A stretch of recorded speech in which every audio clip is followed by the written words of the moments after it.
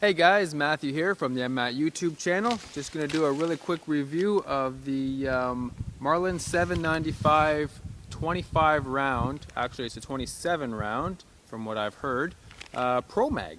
So here is how it came in the package. I have not even opened this one yet, so let's load it up and shoot it and see how reliable it is.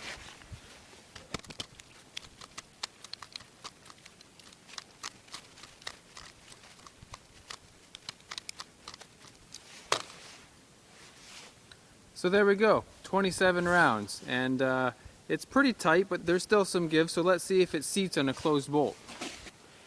Alright, so there's 27 rounds. Like I said, it's a little bit tight. Let's see if it seats on a closed bolt. Looks like it does. Looks like we're ready to go. Let's see what happens.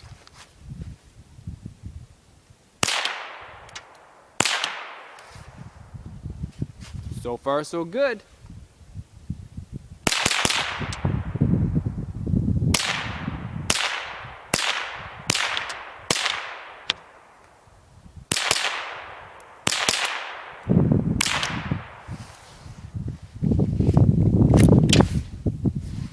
Dud. When you have 27 rounds in a mag, duds are inevitable. Well, that is when you're shooting cheap ammo like me.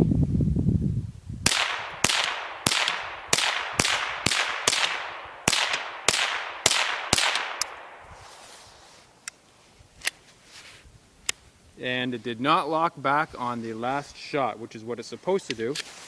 But it did that time. So let's see. Let's put one round in.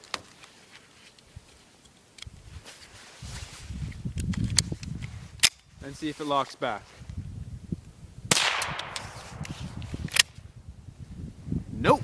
Alright, so the last shot bolt hold open feature doesn't seem to work. But other than that, it fed reliably. Well, would you look at that? I've got a second mag here all loaded up and ready to go. Let's see what happens.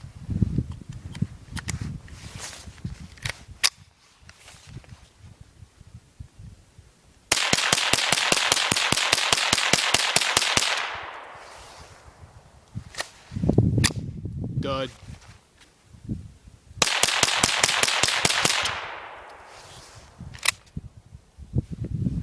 And again, no lock back on the last shot, but no feeding malfunctions anyway, so that's not terrible.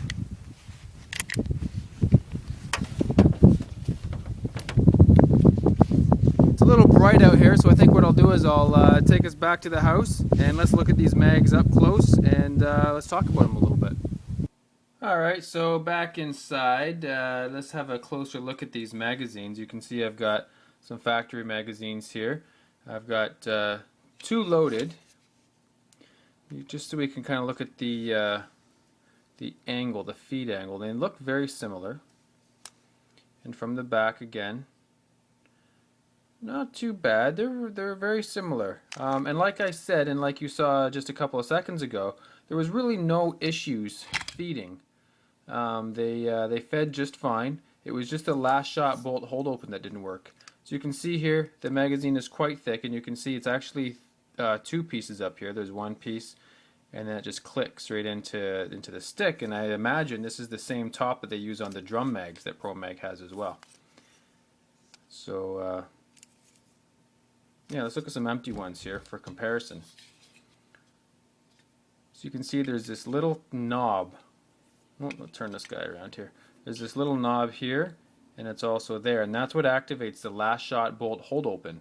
So I'm wondering if just because the knob's a little bit smaller, it's not activating it as well, or perhaps because this is such a longer spring, the spring's actually quite a bit weaker once it gets all the way to the top compared to this one, and maybe the follower is just not coming up fast enough to catch the bolt before the bolt chambers again or closes. So that could be it. I'm not 100% sure.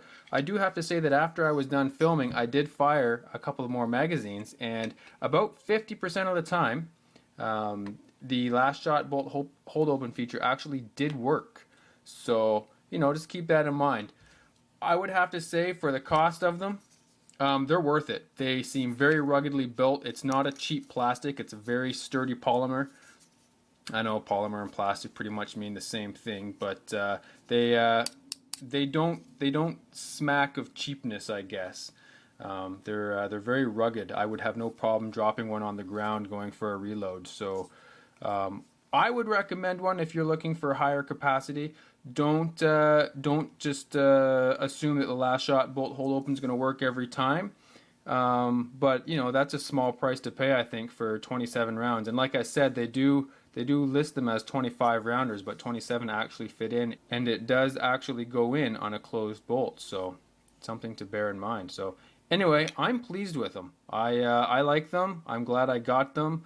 If I can figure out how to make the last shot bolt hold open just a little bit more reliable, that'll be that much better. But that's not a big deal to me. The 1022 doesn't have a last shot bolt hold open, so it's not that big a deal, but it would be nice if it worked. Alright, another thing I want to mention is that the factory magazines, when they go in, they don't drop free. Now, there are some mods online that they will, but mine don't. You have to pull them out. And that's the same thing with the ProMags.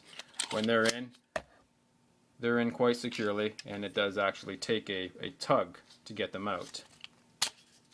So, but they do stick in very reliably, very well. They don't wiggle around.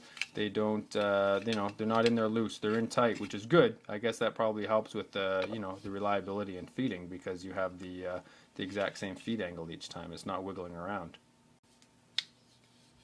Taking the magazine apart for cleaning is also very easy. So you kind of half push it, and that holds one button down, then push the other one in. And then of course, oh, it didn't work, didn't do it this time. Last time I did it, this button fell back into the hole, so I had to push it down again. But that comes off. This comes out. The spring comes out, and then the follower comes out. So very simple, very easy to clean. You know, a simple design, a good design, I think. I think these things are going to work really well. You know, like I said, my only complaint so far is the last shot bolt hold open not working reliably every time, but you know, again, a small issue. Reassembly is of course in the reverse order. Don't forget your follower. So that slides on first. And unlike other conventional magazines, this floor plate goes in from the front instead of from the back.